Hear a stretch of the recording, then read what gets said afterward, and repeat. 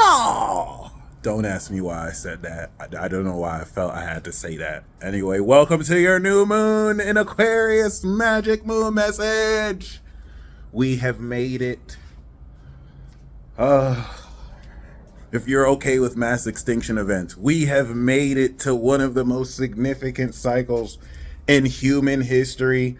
I know that sounds like it's going to be dangerous. It's not. It's not cataclysmic, but we may see just the more extreme precedents be set. And I really just said that more for shock value than for you to take serious. But that being said, y'all, we have Sun, Moon, Mercury, and Pluto in the weirdest, most supernatural alien zodiac sign of we know. Okay? We have made it into a brand new frontier and era. This is the first of 3 pillars that will mark the new era and the next stage of conscious development. Pluto in Aquarius, Neptune and Saturn in Aries, which is the second pillar, and then Uranus, yo ass, in Gemini, which is the third pillar. Shout out to all of you who have supported what I've been doing for this past decade plus. It has been nothing but an honor, and I am honored to really step into this next era with you. Of course, you know, Aquarius is my legacy. It's my career. Of course, doing what we do is very unconventional and controversial, even though it's one of the oldest professions, not prostitution, but it's one of the oldest, sciences, the original science, doing what you do, where every single one of you who I have served, you all have shown me love in the testimonials. You have reflected how I've been a genuine help in your life. This is why I'm 5 stars to this day. Best in my city. I could say I'm the best astrologer in Las Vegas easily. And y'all have just supported me every step of the way through this. So as far as it's a little chilly, that's why I'm just like, whew. As far as reputation is concerned, everyone who has never invested in my services, people who don't know what I do, people who don't know what a trine is, they have bias and prejudice around what they think what I do is because it goes against their religion or beliefs.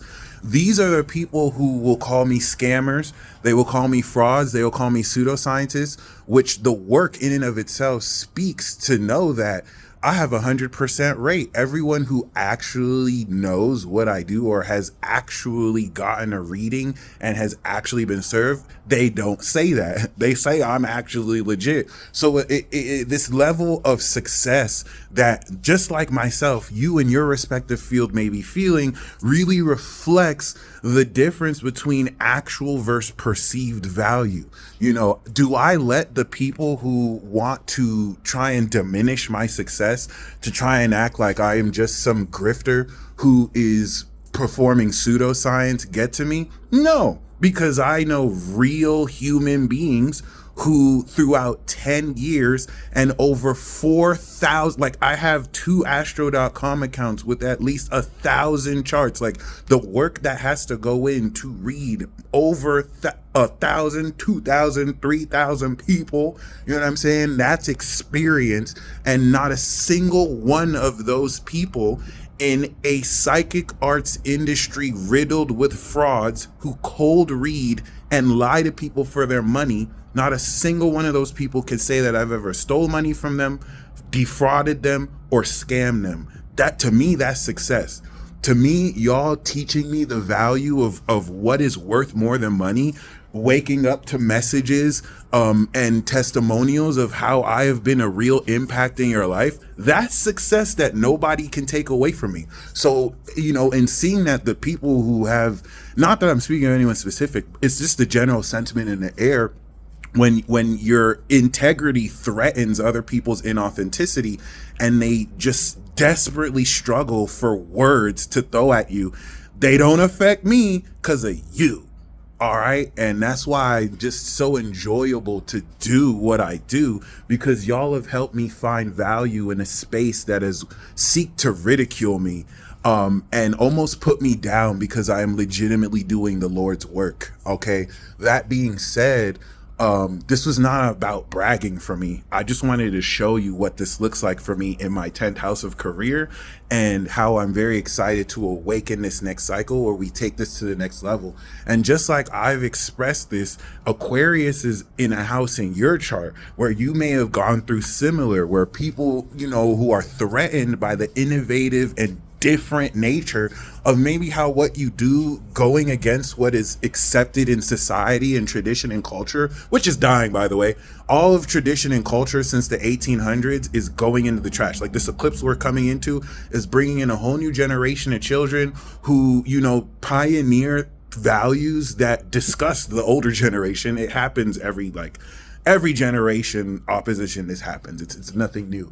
But you don't want to get so lost up in people romanticizing the past who wish that they were in a time where they were comfortable in, where life is all about adaptation. And if you're not willing or ready to adapt to the next, you're getting left behind. So this new moon cycle is activating a new cycle of knowledge, right? It's going to be followed up by Pisces, where we fill in the lines with the color of our imagination. This is the activation of a new era of supernatural energy and potential, where all that we've awakened in our body auto-nervously and physiologically is now applying to this causal space within our minds, as you fully awaken over the next 20 years to the fact that it is mind over matter. All right. We're getting ready to now see breakthroughs in science and innovation that catch up to, precognitive dreams, basic psychic and supernatural abilities that will now make this feel less like science fiction and actually have more vocabulary and science and credence attached to phenomena that has existed before the Enlightenment era and the Dark Ages. And way before magic got outlawed. All right. Magic in its origin was birthed from mystery. And with the institution of the Roman Catholic Church, it was outlawed to be seen as something evil that witches do in order to harm others. And then with the advent of the Enlightenment era, desperately trying to get away from the sins of the Dark Ages, where people were just so delusionally religious, now have outlawed magic to just be pseudoscientific, in which neither are the case. And this is what happens when you let stupid ass muggles decide, what is what, because they're too trapped in materialist, reductionist, theoretical models that don't really take into account what's right in front of your face, but you can't smell, touch, taste, or even, hear. But you can sense. Anyway, shout out to the ESPers with six senses, aka the Pisces. This is opening up a whole new paradigm. All right. And this new moon is going to reflect that. So the intentions you set towards here are going to be geared towards where you have taken your life up to thus far, and how you will be guided with this moon in Aquarius to understand at an extraordinary quality the supernatural nature of your mind and consciousness that is actively awakening. Mercury is here to wrap your brain's processing of what to think about all of this so you can communicate and put it into words. And that's what's going to make this a very highly energetic chapter.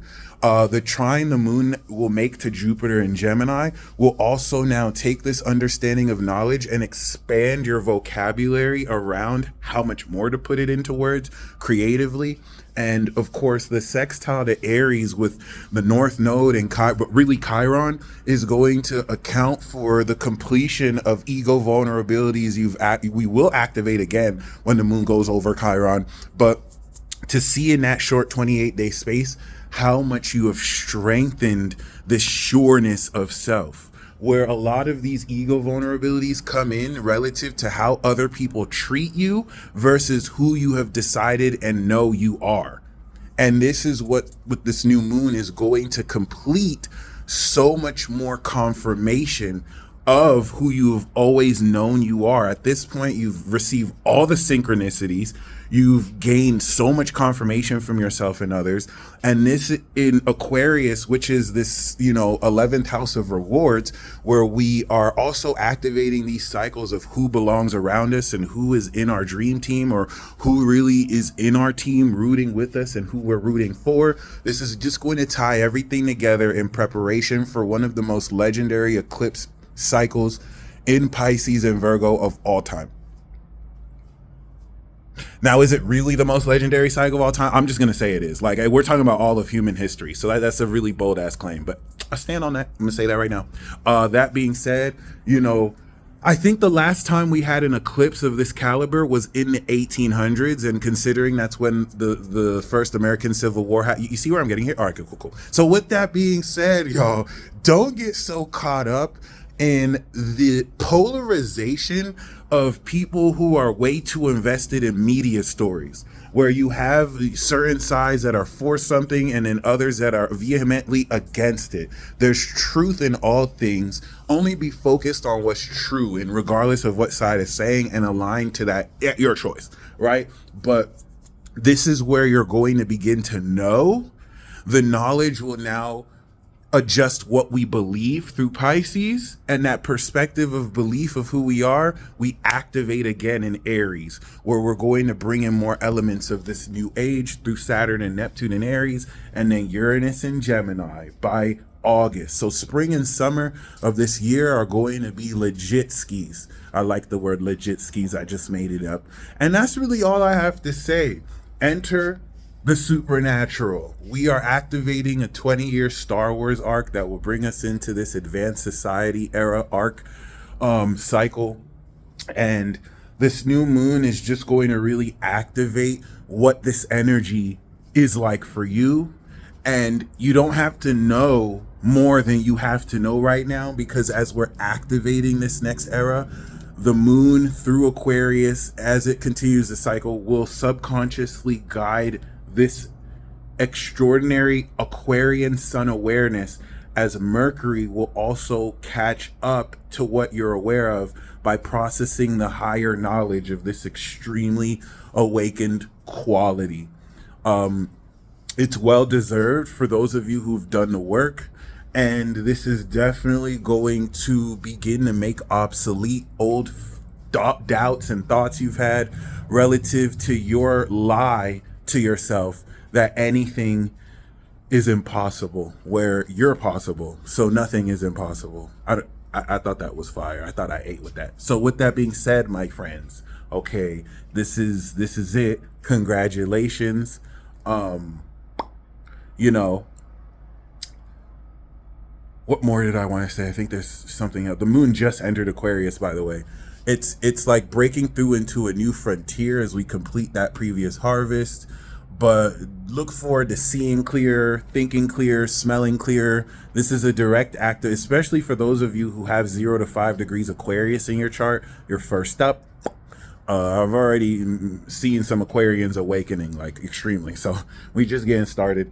And as these themes may sound abstract now, they will take a literal form, all right, through you. So yeah, just know that we're planting seeds. We haven't harvested these new seeds yet. We're planting seeds, and these seeds you plant, you want to plant relative to who you know you are right now and where you know you are headed.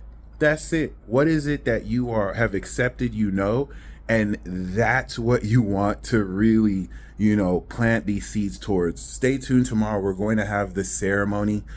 Today we're going to do an exclusive tarot card report on YouTube. So, join us. The tarot card is going to be at 3 p.m. PST, and then the ceremony is going to be at 12 p.m. Pacific Standard Time. You guys stay blessed as always. And until next time, peace.